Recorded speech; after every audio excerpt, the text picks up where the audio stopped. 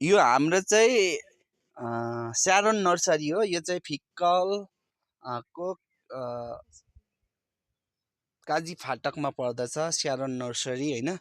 यो हाम्रो नर्सरी चाहिँ यो चाहिँ मिनी हो है। हाम्रो चाहिँ यो बाटो छेउमा परेको हुनाले यो चाहिँ मिनी हो। अनि हाम्रो अर्को ठुलो नर्सरी चाहिँ मास्तिर छ। अनि हामीले चाहिँ यो स्याम्बल राख्छौँ नि त। अनि कोही यहाँ बाटो यात्रा गर्नुहुने कोही आउनुभयो भने हामीले चाहिँ स्याम्बलको लागि यसरी राखेका छौँ होइन। अनि तपाईँहरू इच्छुक कोही बाटोमा हिँड्दाखेरि देख्नुभयो भने अनि भेट्नुभयो भने तपाईँहरू यहाँ घरमै हामी चाहिँ छ होइन।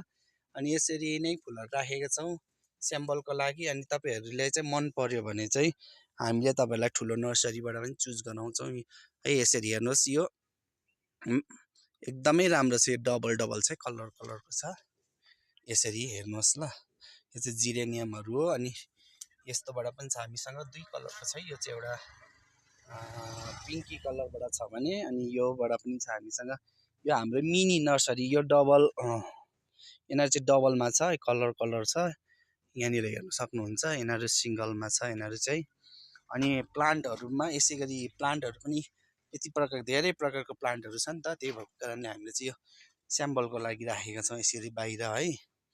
तपाईँहरूलाई इच्छा लाग्छ भने तपाईँहरू हामीसँग कन्ट्याक्ट गर्नु सक्नुहुनेछ, आउनु सक्नुहुनेछ, भिजिट गर्नु सक्नुहुनेछ।